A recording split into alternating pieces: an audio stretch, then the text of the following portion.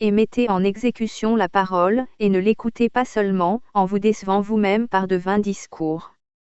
Car si quelqu'un écoute la parole, et ne la met point en exécution, il est semblable à un homme qui considère dans un miroir sa face naturelle, car après s'être considéré soi-même, et sans être allé, il a aussitôt oublié quel il était. Mais celui qui aura regardé au-dedans de la loi parfaite, qui est la loi de la liberté, et qui aura persévéré, n'étant point un auditeur oublieux, mais s'appliquant à l'œuvre qui lui est prescrite, celui-là sera heureux dans ce qu'il aura fait.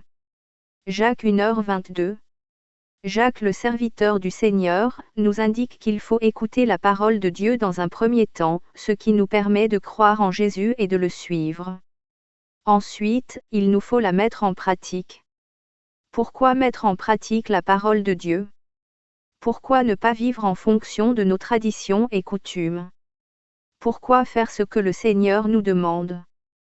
Puisque Jésus-Christ est la parole, et la parole a été faite chair, elle a habité parmi nous, et nous avons contemplé sa gloire, qui a été une gloire, comme la gloire du Fils unique du Père, pleine de grâce et de vérité. Jean a donc rendu témoignage de lui, et a crié, disant, « C'est celui duquel je disais, celui qui vient après moi m'est préféré, car il était avant moi. » Et nous avons tout reçu de sa plénitude, et grâce pour grâce. Jean 1h14. La parole de Dieu doit être notre socle, notre fondement, nous devons vivre selon les ordonnances de notre Créateur. Pourquoi ? Puisque si nous nous disons être chrétiens, nous devons marcher comme notre Maître, puisque chrétien veut dire disciple de Jésus-Christ. Celui qui dit qu'il demeure en lui, doit vivre comme Jésus-Christ lui-même a vécu. 1 Jean 2, 6. Cette obéissance passe par des brisements de notre chair puisque la parole de Dieu est vivante et une épée qui brise nos anciennes habitudes, nos désirs charnels opposés à la vie par le Saint-Esprit. La mise en pratique de la parole de Dieu va provoquer dans notre vie une séparation avec le péché, avec la pensée de ce siècle. La multiplication des pensées impures, des combats autour de nous à cause de notre prise de position face à la vérité. Notre Seigneur à travers cette parole va nous mettre face à un miroir, nous montrant l'état de notre cœur, nos défauts afin que nous nous repentions et que nous allions plus loin avec lui. Car le Seigneur châtie celui qu'il aime, et il frappe de la verge tous ceux qu'il reconnaît pour ses fils. Hébreux 12, 6.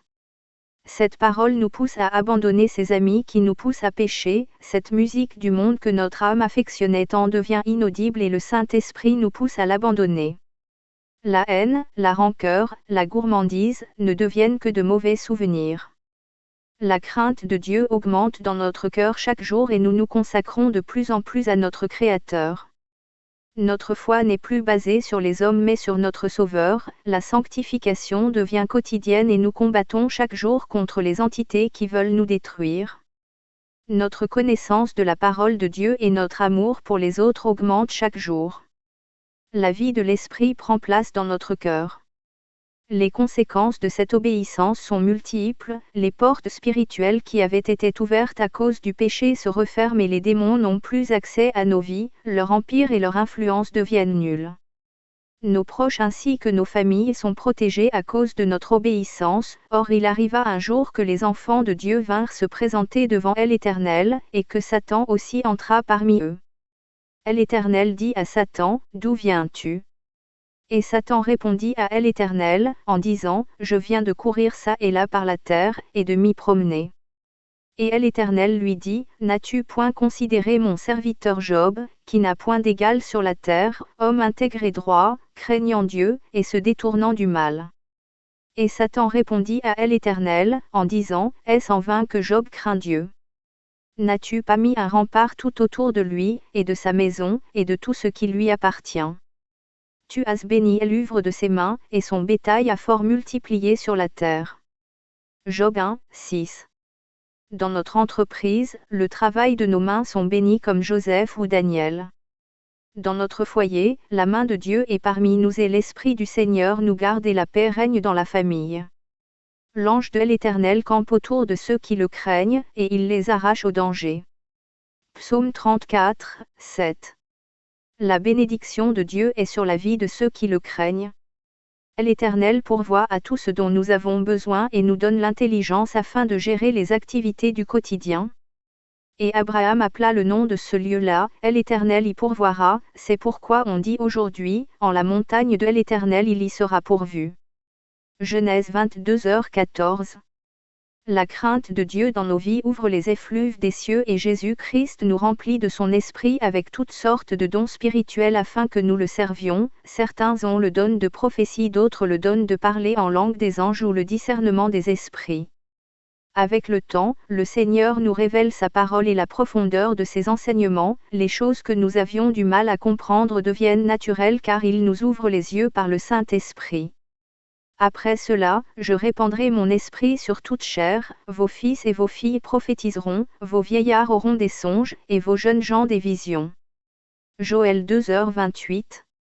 Ne limitons pas le Dieu créateur à ces exemples, il est capable de tout, même au-delà même de ce que nous pouvons penser ou imaginer.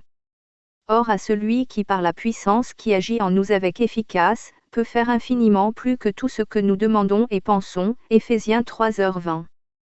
Mais si nous voulons sauver notre âme, vivre une vie conduite par le Saint-Esprit, être au service de notre Dieu, être sous sa protection et bannir de nos vies l'influence démoniaque, il faut obéir à sa parole. Pas seulement les versets que nous voulons mais toute sa parole. Cherchons notre Dieu de tout notre cœur, obéissons-lui, si nous voulons recevoir nos couronnes et faire sa volonté sur cette terre, il faudra passer par l'obéissance et la sanctification. Les temps sont mauvais, les plans de ce gouvernement mondial sont en place afin d'introduire l'homme impie, les cœurs sont prêts à le recevoir. Revenons vers notre Dieu, il est encore temps.